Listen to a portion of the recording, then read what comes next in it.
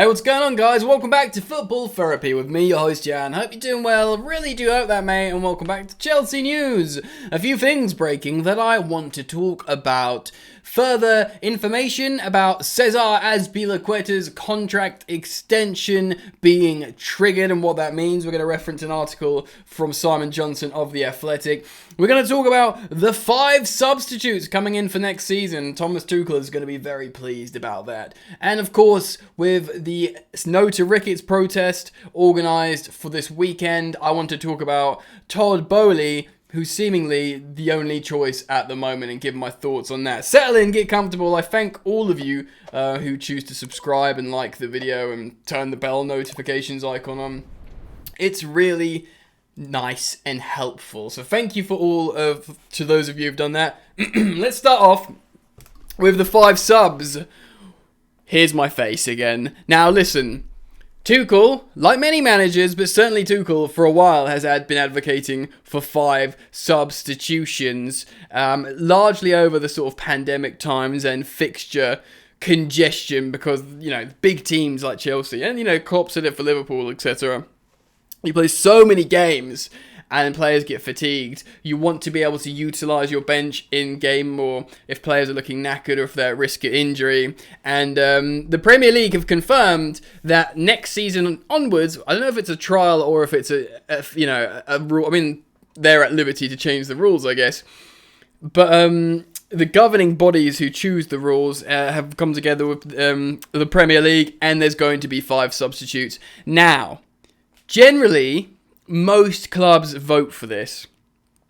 Sometimes clubs don't. It's usually the smaller clubs, and I don't mean that smaller as in club size, I mean the less resourced clubs that vote against, like your Burnleys. I think Sean Dyche was against it and a few others, because they don't play in as many competitions, they don't play in Europe, and they benefit off a tight-knit group.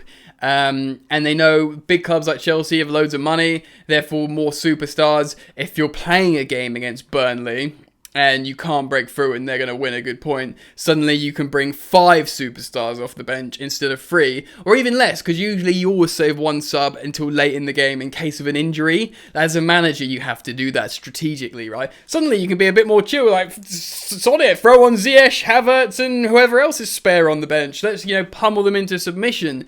So opposition managers, some who perhaps manage teams that aren't as good resourced, would be against this. Tuchel, understandably, who constantly is playing loads of games with Chelsea, because Chelsea don't get eliminated from competitions underneath him because he's like a world-class manager, as well as Chelsea being a well-resourced big club.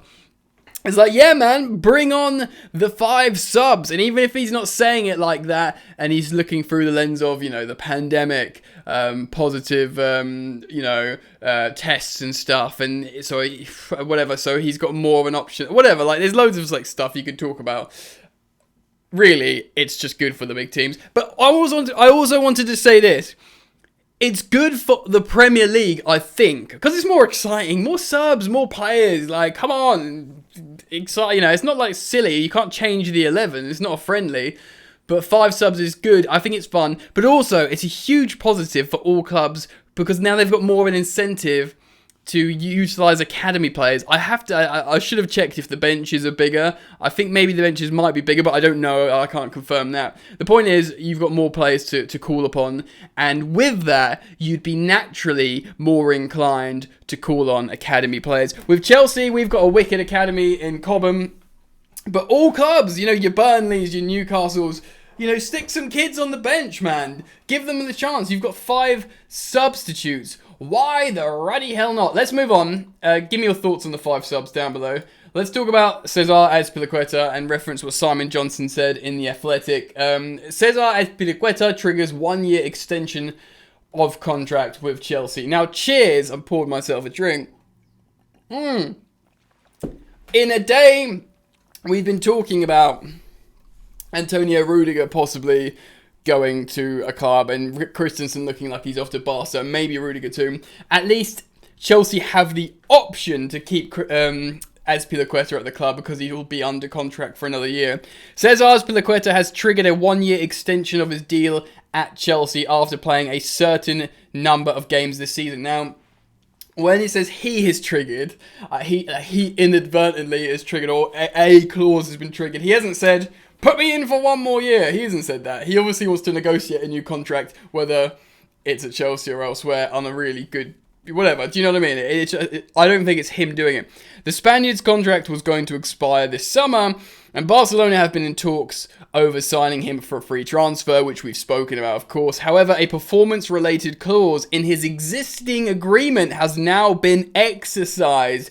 It is understood he has reached the required amount of appearances earlier this month to ensure his agreement, which he signed back in December 2018, has automatically been extended until the summer of 2023. So I remember about that time, similar time, I think Conte had just left, or it was basically both him and Marcos Alonso, the Spaniards, similar amount of time, they signed a contract extension. I'm just trying to... That's a bit more forgiving light, isn't it? So you don't have to look at a white reflection of my face so bright. Okay, yeah, so he's exercised that. It goes to 2023 now. It is understood that it is not regarded as a new contract, and therefore is not impacted by the sanctions currently in place on Chelsea. They are unable to sign new players or sell players under the punishment handed down by the UK government.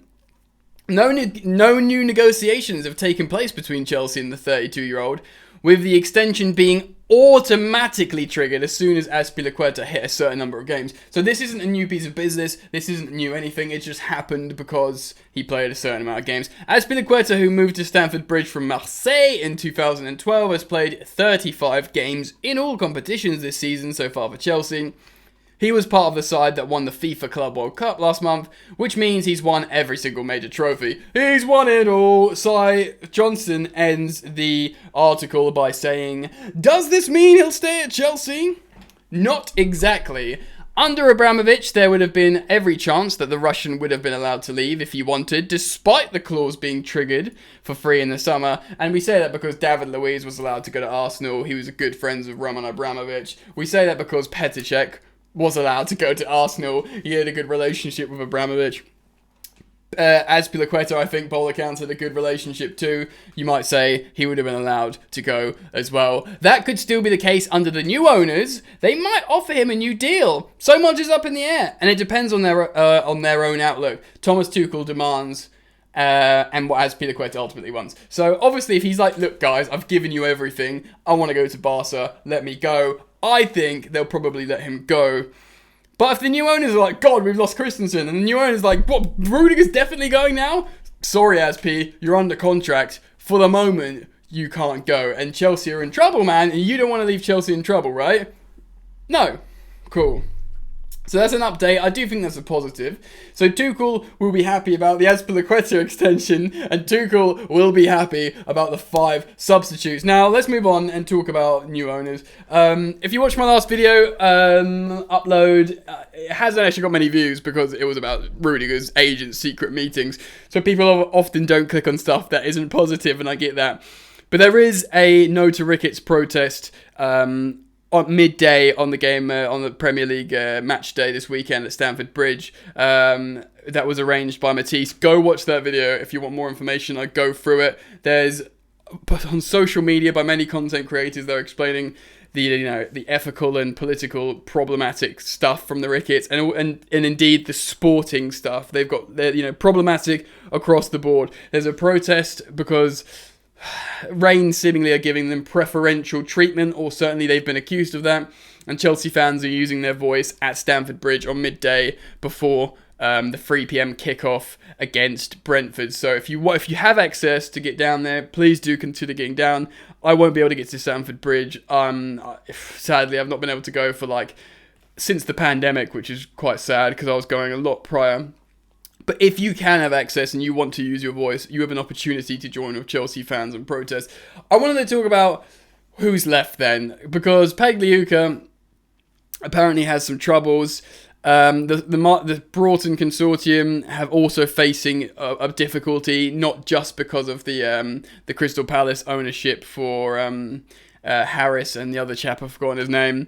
And of course, we've got the Ricketts. It leaves Todd Boehly. Now, are we saying Todd Boehly is the best choice because he's not, facing the troubles like the other guys are, or he's not the Ricketts family. Well, the truth is, Todd Boehly, he said all the right things. I was listening to Straight Out of Cobham, the Athletic podcast, and they were like joking off the bat, like, he calls football. Now that sounds almost like not xenophobic to Americans, because it is called football. They call it soccer. But he's just kind of got the right tone about the game. He was asked before what's success to you, and he was like, "Are you asking me that question? Winning championships. You win championships, the team becomes more valuable." He's like, "Look, you got to win." He's spent money. He took over the LA Dodgers under like a cloud of controversy and transformed them into took them into like a winning juggernaut. Chelsea are currently shrouded in controversy, and you could just back him to do the same. He's talked about the relationship stuff with the fans. He talks about running a team well. He's got no big skeletons in his closet. Now, am I campaigning for Todd Boehly? I don't want to say I am, because I just don't know, man. I'm like you. I'm just a fan. We could say, bring this guy in. He's the best. And then not even 5 years, 2 years down the line, thinking, oh God, what have we done? But that is where we're at. There's just going to be this level of uncertainty now. But if you look at on paper, he seems like the best in terms of what he's saying, his historical record with sports teams, in terms of him wanting to buy Chelsea before, in terms of him not having bigoted opinions, in terms of him not having any fundamental problems with the owners and directors test, so he would just fly through and Chelsea could get back to normal as quick as possible with the sanctions lifted. There's so much stuff to consider.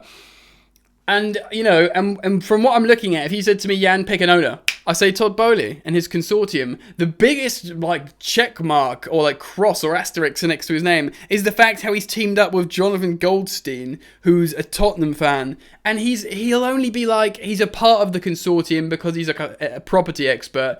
And, as Dominic Fifield said on the Athletic podcast, if he had anything to do with the Tottenham Hotspur stadium build, you'd absolutely want him in the Chelsea consortium. He's not going to try and ruin Chelsea from the inside, and this happens in top-tier football all the time.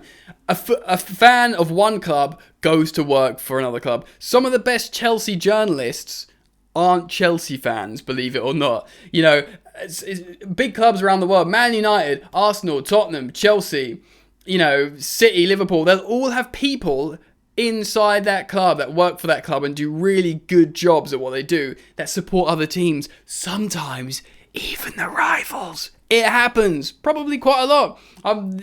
We're informed by said podcast that there's been a few Tottenham fans that worked for Chelsea that have done really, really well and been really important for Chelsea Football Club.